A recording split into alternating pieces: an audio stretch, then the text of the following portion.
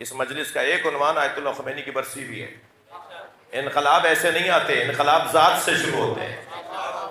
جو اپنے اندر انقلاب لے کر آتا ہے وہی معاشرے کے اندر انقلاب لا سکتا ہے۔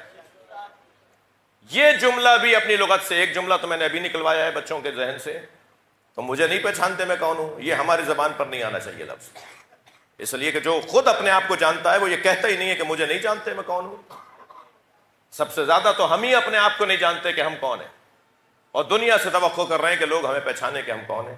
ایک یہ جملہ بھی اپنے لغت سے نکالنے کی ضرورت ہے کہ لوگ کیا کہیں گے، لوگ کیا کہیں گے، دنیا کیا کہے گی۔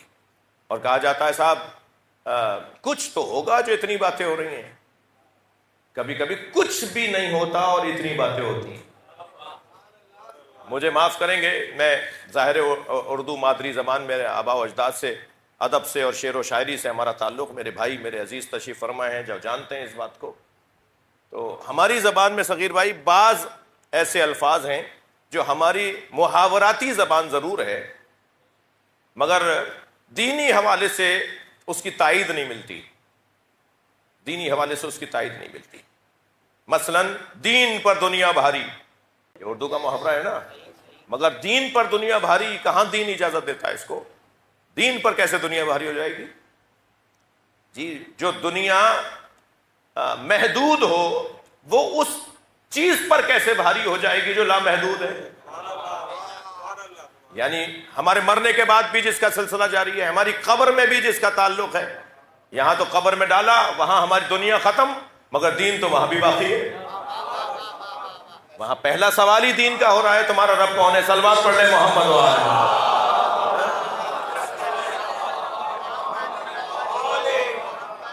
یہ ہماری زبان کا محاورہ ضرور ہے مگر یہ دین اس کی تائید نہیں کرتا، دین پر دنیا بھاری۔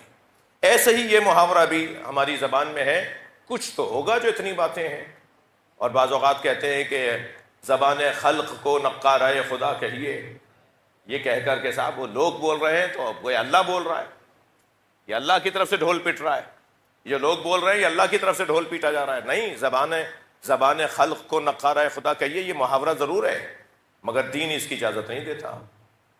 بعض اوقات کچھ بھی نہیں ہوتا اور بہت کچھ بولا جاتا ہے، کچھ بھی نہیں ہوتا اور بہت کچھ بول دیا، یہ کوئی کسوٹی نہیں ہے، کوئی کسوٹی نہیں ہے۔ جگر پر ہاتھ رکھ کر سوچئے، کیا کچھ نہیں کہا جاتا تھا شام سے اہل بیت کے لیے؟